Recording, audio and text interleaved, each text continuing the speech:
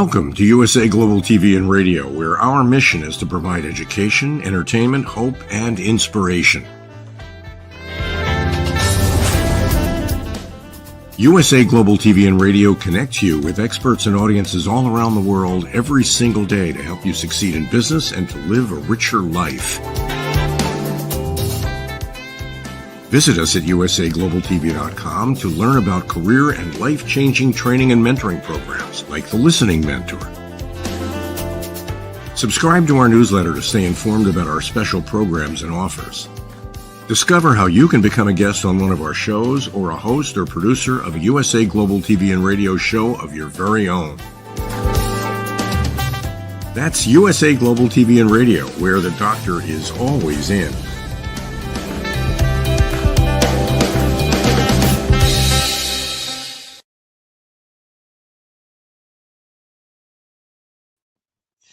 Howdy, y'all. Red.olaughlin here. Talking Heads today on the USA Global TV and Radio Network. And this new series that I've started is called What Would I Do?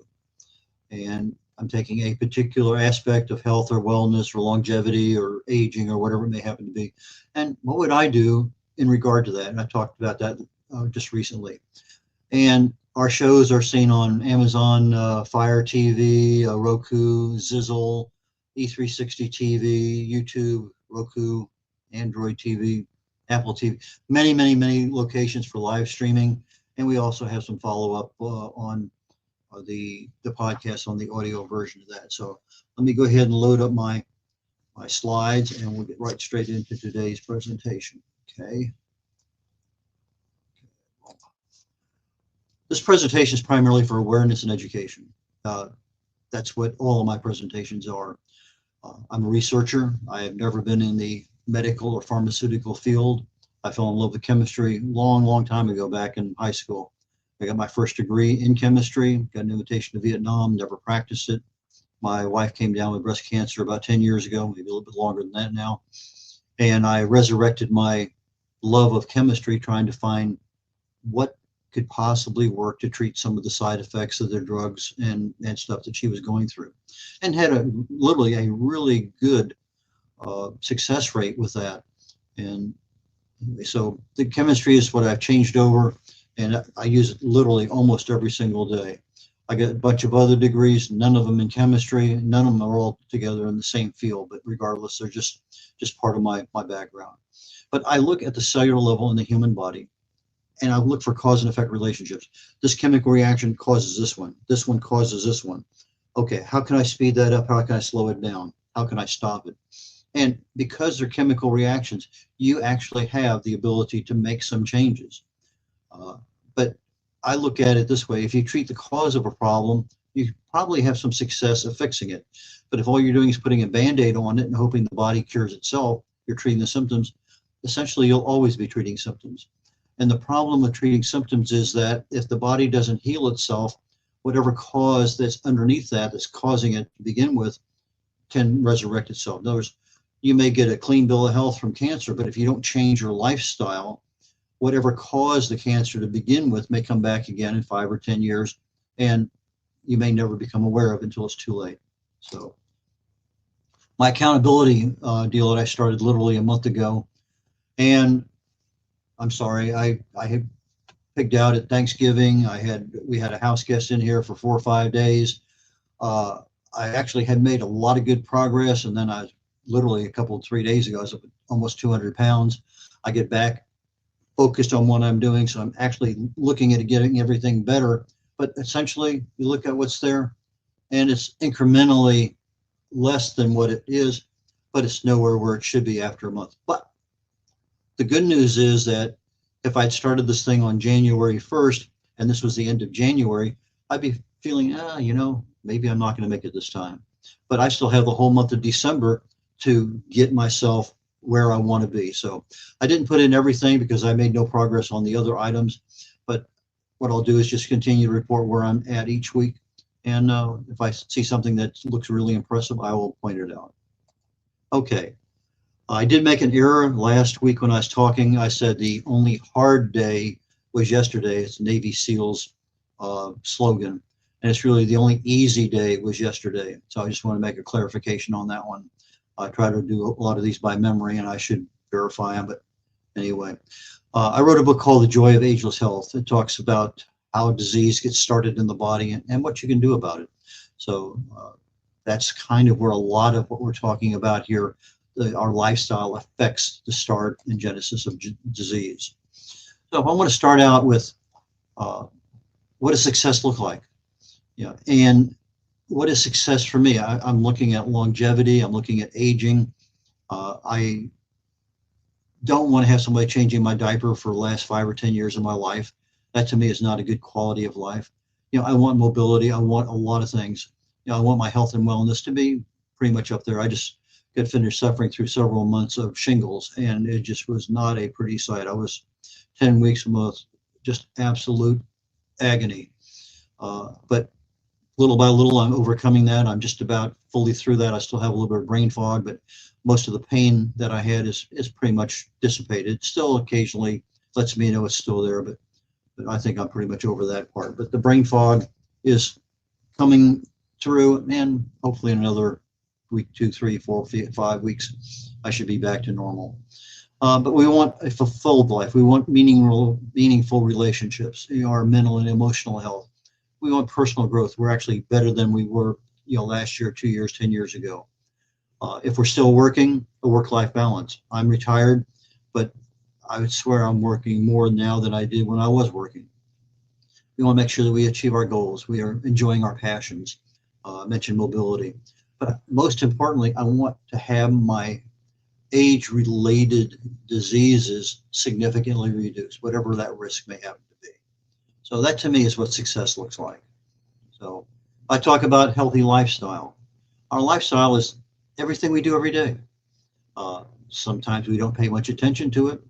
Thanksgiving dinner, that 3 different pies that I had the choice of choosing from, and then the bread and all the stuff that I kind of avoid when I'm home, but I was with family in a different location.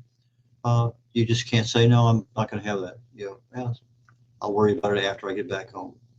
But anyway, it's our daily choices. Yeah, we sleep every day. Some people can get by on 4-hour sleep. Some people can't get by on 8-hour sleep. They're just constantly tired. But sleep is a major component.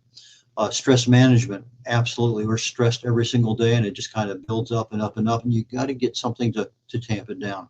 Our diet, our exercise, and just many, many other things that we become part of our lives. But the biggest thing that our lifestyle does is it influences our epigenetic changes. Our genes are like a light switch. There's an on or off. Sometimes the gene has to be on in order for that gene to give you the good health and everything is working fine. Sometimes that gene has to be turned off. But our lifestyle, our stress, our exercise, our diet, our sleep, all of those things either turn on a light switch or turn it off.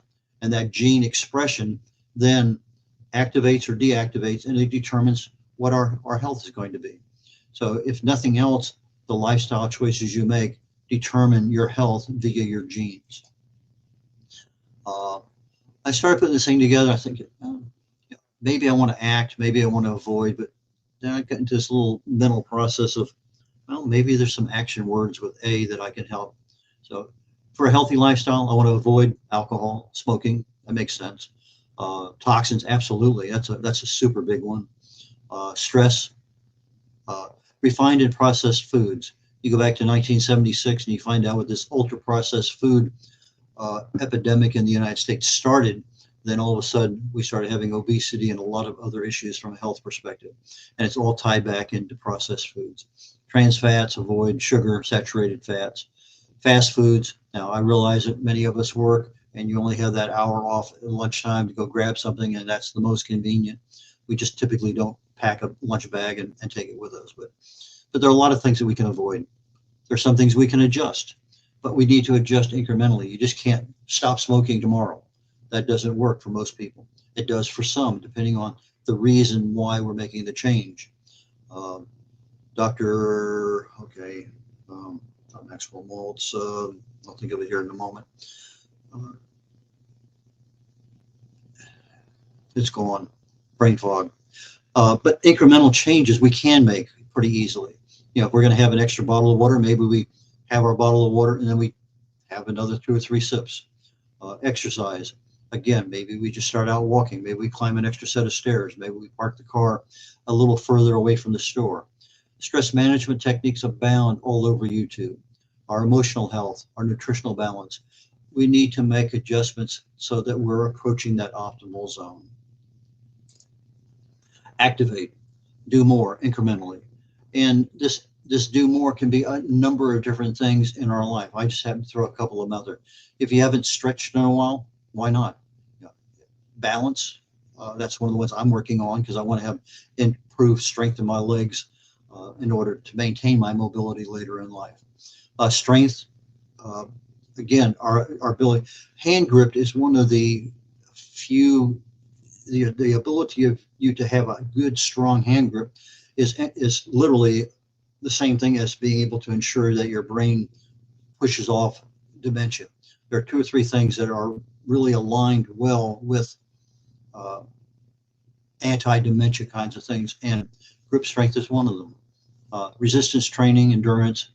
We have so many tools out there. We have heart monitors, we have smart watches, lots of things out there that we can, in fact, activate in our lives. We also need to accept we're responsible for our health.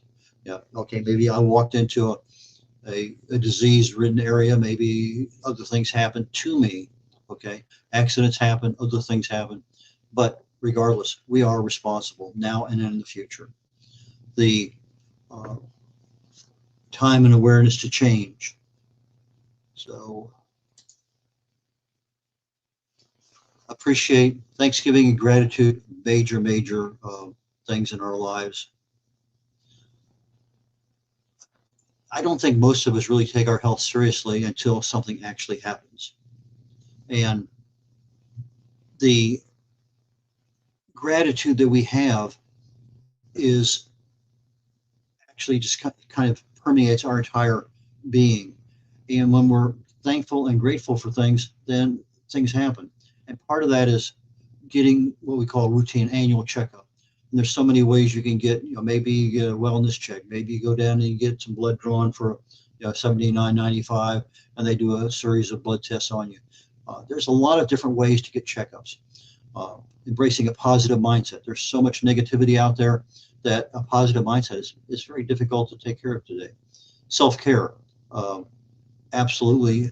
How do you take care of yourself? And we kind of put a Band-Aid on it. Well, maybe it's something more than just a Band-Aid. Analyze. That's an area that just reeks inside of me of, okay, what's I need to know what's going on. I need to know why it's happening. That's just the way I work. We can have a disease caused by a deficiency in a mineral or a vitamin. We can sometimes know what works, but sometimes we don't know what doesn't work. So if we start tracking our successes and we learn from our failures, again, we're now taking better control over our lifestyle. And we're going to get into some details about that here. I'm just about finished here with the A words. Challenges, mental, physical, having an accountability partner, journaling, big one. That's an excellent way of being able to say what works and what doesn't work. Assess. What are your limits today? Can you walk 2 miles? Maybe in the end of December, you want to be able to walk 2.5 miles. It doesn't have to be a major difference, but improvement, but the consistency is there. If I can walk 2 miles 3 times a week now, in January, I ought to be able to walk 2.5 miles 3 times a week. What improves your life? What changes need to be made? We all have habits and our behaviors. Just tackle a couple. Don't worry about trying to do too many things at one time. I'll talk about the things that I would recommend as we get toward the end of this today. But just pick 2 and just be conscious and aware of those 2 and take action on those. January, take another 2. February, take another 2. Align. Okay, our goal in life is some level of mobility and self-sufficiency and enjoyment later on in life when we're retired. So if we align ourselves with the actions required to do that, we're constantly learning. We're reducing the risks associated with things. Our goals align with a more healthy lifestyle for us. And being able to give back to others, whether we're assisting them directly, we're putting our success stories on social media, we're telling the world, hey, this worked for me.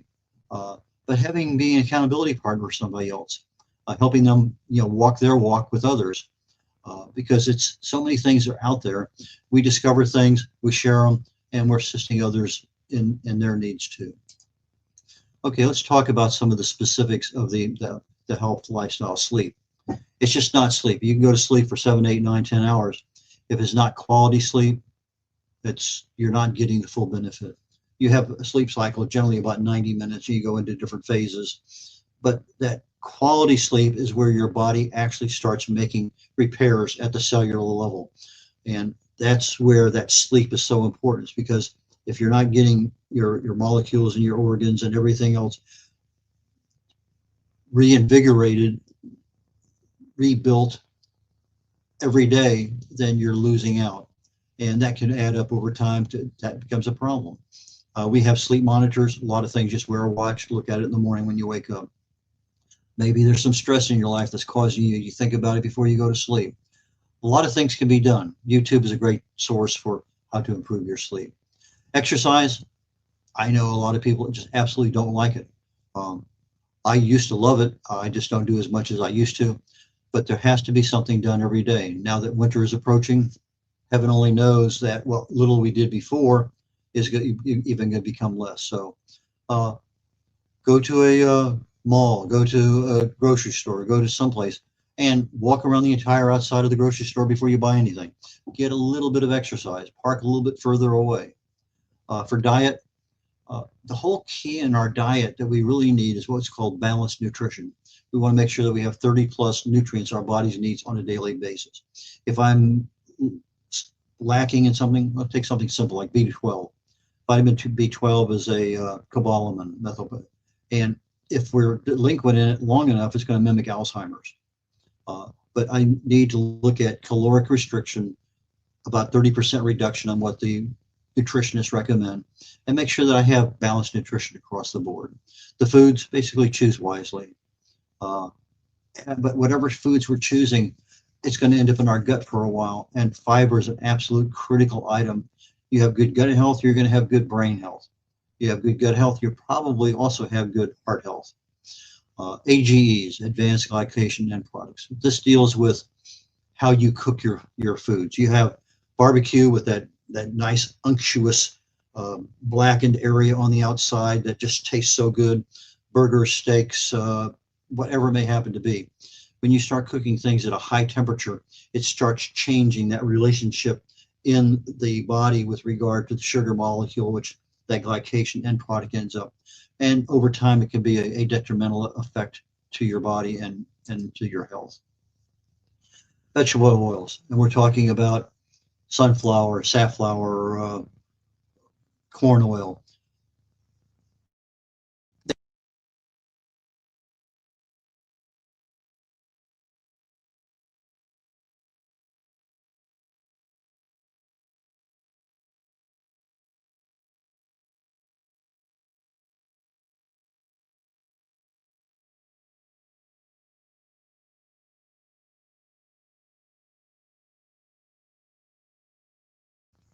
Nearly every single disease starts with chronic low-level cellular inflammation in the body. So if you can cut down that inflammation at the cellular level, don't allow it to get to the next level of oxidative stress, then you've accomplished a lot. But if I were able to take omega-3 and omega-6 and say, here's my ratio, 1-to-1 would be the most ideal. But if I had 4-to-1 omega-6s to 1 omega-3, that's still considered pretty darn good. You start getting the standard American diet, and now you're at 20-to-1, 40-to-1, and it becomes a major problem with inflammation inside the body. A lot of the packaged and processed foods reduce or just avoid. So if you look at what you're fixing all the time, maybe I don't have time today, I rip the top off of a box, open a can, open a jar, boom, and I have a meal. That takes care of today. But that's not the ideal lifestyle to be in. Exceptions happen. Every day is a little different. But if you start planning on the fact that, okay, I need to fix something that's not in a box, I need to have real food, real vegetables, real stuff. Another, probably one easy way, not necessarily easy for everyone, but multiple meals a day. I was in a discussion with somebody recently that their doctor told them they had to have 6 meals a day. And I had to go through the whole process of autophagy and why that doesn't make sense and how it keeps your risk of diabetes super high because you never have a chance to let the sugar fully get out of your body. That insulin just creates a problem. Now you get insulin resistance, a lot of other issues come out of that. Healthy lifestyle, negativity. Literally 80% or more of everything you run into today.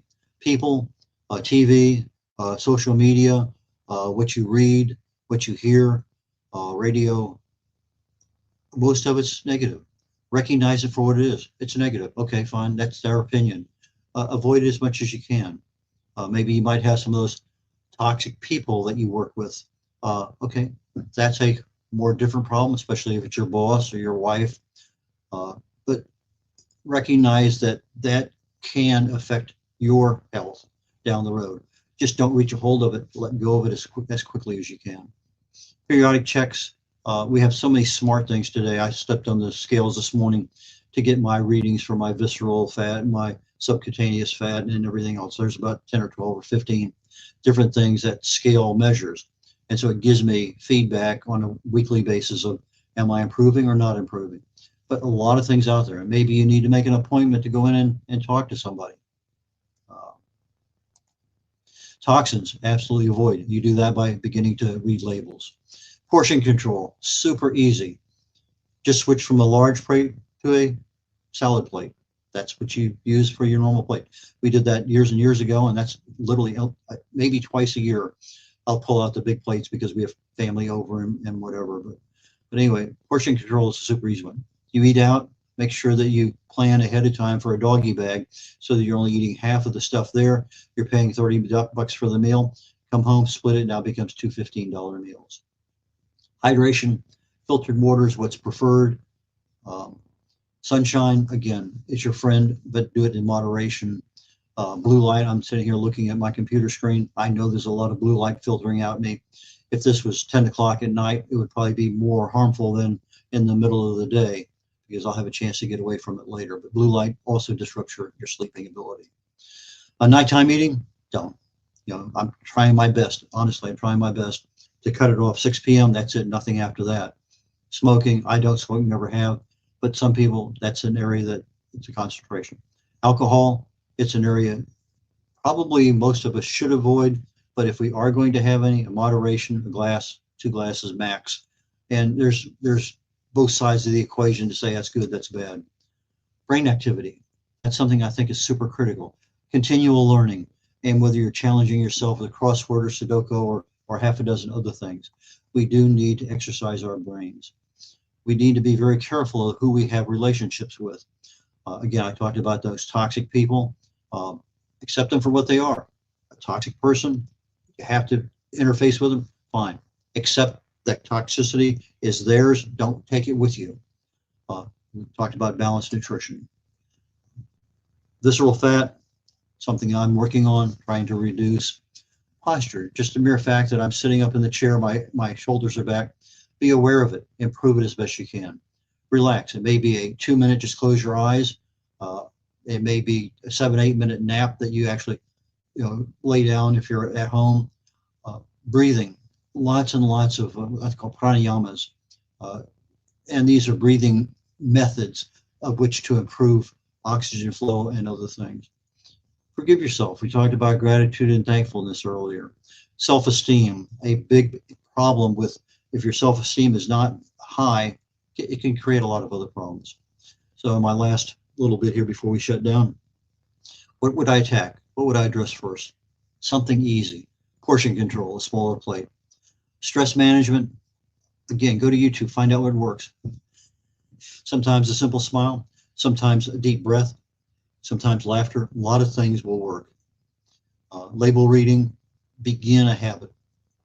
If you're at 3 meals a day, seriously consider 2 meals a day. If you're not exercising, start doing something. Just that extra walk around the grocery store. My website is red. red.olaughlin.com. That's red, REDOLAUGHLIN.com, red.olaughlin.com. So we've got many books there that will answer a lot of questions for you. And with that being said, I look forward to catching you all next week on a new topic. Not sure what it's going to be yet, but we'll catch you next week and continue on. What would I do? So bye, y'all.